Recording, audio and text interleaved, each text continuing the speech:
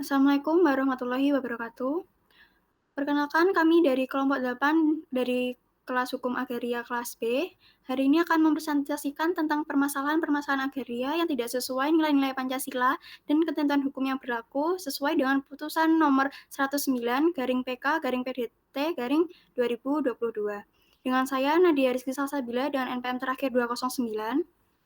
Saya Rashwa Zafarina Nabahan dengan NPM akhir 175. Saya Naila Alia dengan NPM akhir 218. Saya Islatmanda Natalia dengan NPM akhir 224. Saya Safa Abigail Setiawan dengan NPM akhir 273.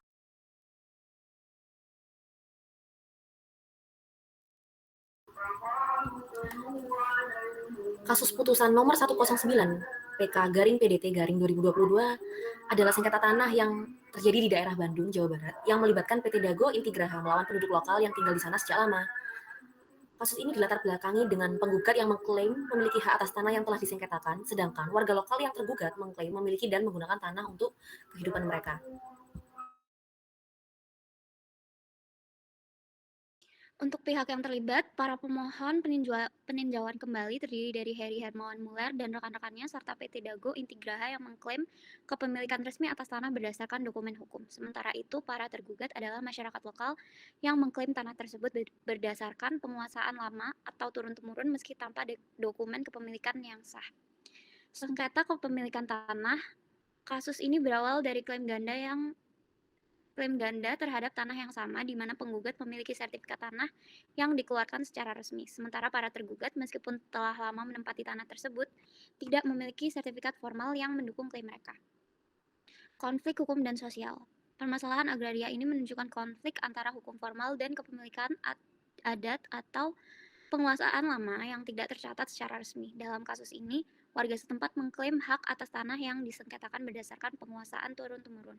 Sementara PT Dago Intigraha mengajukan dokumen hukum formal yang memperkuat klaim mereka.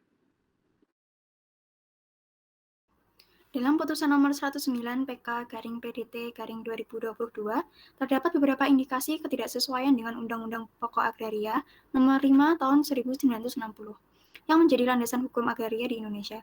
Ketidaksesuaian ini muncul dari konflik antara klaim formal yang diajukan oleh perusahaan PT Dago Intigraha dan penguasaan tanah yang telah lama dilakukan oleh masyarakat setempat tanpa sertifikat formal. Berikut adalah beberapa ketidaksesuaian dengan UU PA beserta pasal-pasal yang terkait. Yang pertama yakni pasal 6 UU PA yang membicarakan tentang fungsi sosial tanah. Isi pasal yaitu semua hak atas tanah mempunyai fungsi sosial. Ketidaksesuaian pasal ini menegaskan kembali pentingnya fungsi sosial tanah dalam semua bentuk kepemilikan hak atas tanah. Dalam kasus ini, warga lokal yang telah lama menggunakan tanah tersebut untuk tempat tinggal dan penghidupan mereka memiliki hak moral yang seharusnya diakui berdasarkan fungsi sosial tanah. Ketidakadilan dalam putusan ini terlihat dari kurangnya pertimbangan terhadap hak sosial masyarakat dan hanya mengutamakan dokumen formal yang dimiliki oleh perusahaan. Pengadilan seharusnya mempertimbangkan fungsi sosial tanah dan kepentingan masyarakat yang telah lama bergantung pada tanah tersebut. Yang kedua, yaitu pasal 10 UU PA yang membicarakan tentang penggunaan tanah. Isi pasalnya yaitu pemegang hak atas tanah wajib mengusahakan atau menggunakannya secara aktif. Ketidaksesuaian dalam kasus ini, tanah yang disengketakan sudah dikuasai dan digunakan oleh masyarakat lokal untuk tempat tinggal dan penghidupan. Namun, meskipun telah lama digunakan oleh masyarakat, pengakuan hak atas tanah diberikan kepada PT Dago Intigraha yang memiliki dokumen resmi.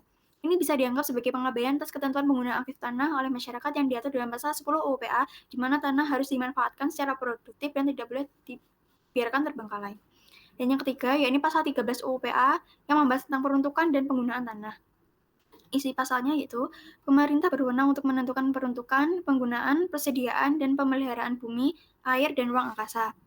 Ketidaksesuaian dalam pasal ini yaitu, meskipun tanah tersebut digunakan oleh masyarakat lokal, pemerintah atau otoritas terkait mungkin kurang optimal dalam menegakkan prinsip ini, dengan memastikan bahwa tanah yang disengketakan digunakan sesuai dengan peruntukannya, terutama dalam hal fungsi sosialnya. Dalam sengketa ini, penyerahan tanah kepada PT Dago Intigraha dapat dianggap tidak memprioritaskan kepentingan sosial masyarakat yang selama ini mengandalkan tanah tersebut.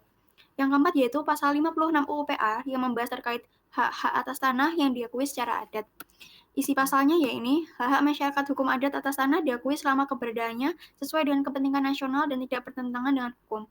Ketidaksesuaiannya yaitu jika masyarakat setempat memiliki hak atas tanah secara adat atau tradisional, hak-hak tersebut seharusnya dilindungi oleh hukum, sesuai dengan pasal 56 UU PA.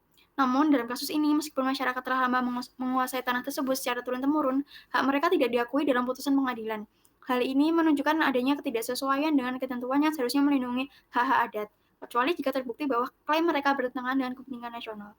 Yang selanjutnya yaitu pasal 4 ayat 1 UU PA yang membahas tentang hak menguasai negara dengan isi pasal yaitu atas dasar ketentuan dalam pasal 2 ditentukan macam-macam hak atas permukaan bumi yang disebut tanah yang dapat diberikan kepada dan dipunyai oleh orang-orang baik sendiri maupun bersama-sama dengan orang lain serta badan hukum. Pasal ini memberikan hak kepada negara untuk mengatur dan mengelola tanah dan juga mengatur hak-hak individu atau badan hukum atas tanah. Namun, prinsip dasarnya adalah bahwa tanah yang digunakan untuk kesejahteraan rakyat, dalam kasus ini, negara melalui pengutusan pengadilan memberikan hak kepada PT Dago Intigraha yang memiliki sertifikat tanah. Meskipun tanah tersebut telah lama ditempati oleh warga lokal tanpa sertifikat yang formal, ketidakadilan terjadi karena hak-hak warga yang telah menguasai dan menggunakan tanah untuk tempat tinggal serta penghidupan tidak diakui. Penguasaan tanah yang dilakukan oleh warga secara turun-temurun tidak mendapat perlindungan, padahal ini merupakan bagian dari hak sosial masyarakat yang seharusnya dijaga oleh negara. Ketidaksesuaian di luar UU PA. Yang pertama, pasal 28H ayat 4 UUD 1945 tentang hak atas kepemilikan. Isi pasalnya adalah setiap orang berhak mempunyai hak milik pribadi dan hak milik tersebut tidak boleh diambil alih secara sewenang-wenang oleh siapapun. Terdapat aspek sewenang-wenang dalam pengambilan hak tersebut, karena masyarakat tidak diberikan kesempatan untuk mempertahankan hak mereka atas tanah yang sudah lama mereka kelola.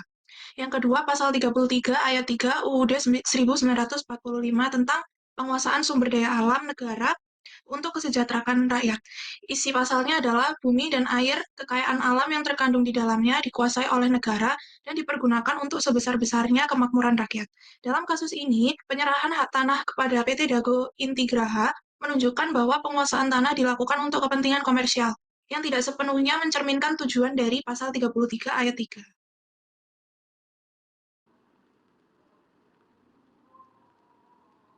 Selanjutnya yaitu ketidaksesuaian dengan nilai-nilai Pancasila. Yang pertama yaitu ketidakadilan dalam distribusi tanah.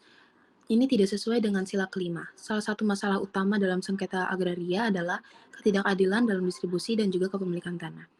Selanjutnya, pengabaian hak-hak masyarakat lokal. Tidak sesuai dengan sila kedua. Banyak sengketa tanah melibatkan pengabaian hak-hak masyarakat, masyarakat adat, atau masyarakat lokal yang telah menguasai tanah secara turun-temurun. Yang ketiga yaitu kurangnya musyawarah dalam penyelesaian sengketa tanah yang tidak sesuai dengan sila keempat. Penyelesaian sengketa agraria seringkali dilakukan tanpa melibatkan masyarakat lokal secara memadai dalam proses musyawarah ataupun perundingan. Dan yang keempat yaitu ketidaksesuaian dalam penggunaan tanah yang tidak sesuai dengan sila ketiga. Penggunaan tanah seringkali tidak memperhatikan kesejahteraan masyarakat setempat, melainkan lebih berorientasi pada kepentingan komersial, pribadi, dan yang memiliki kekuatan ekonomi ataupun politik lebih besar.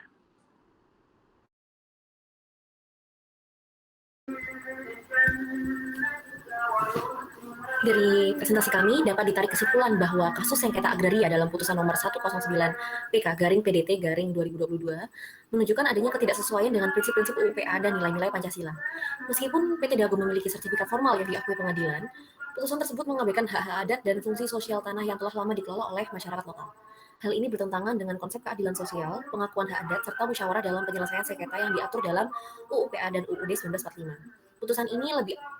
Putusan ini menekankan perlunya reformasi agraria yang lebih adil dan konsisten dengan semangat Pancasila, serta perlindungan bagi hak-hak tanah yang belum tersertifikasi namun sah secara adat atau penggunaan aktif. Kurang lebihnya seperti itu. Kelompok kami memohon maaf jika terdapat salah kata atau perbuatan. Terima kasih. Wassalamualaikum warahmatullahi wabarakatuh.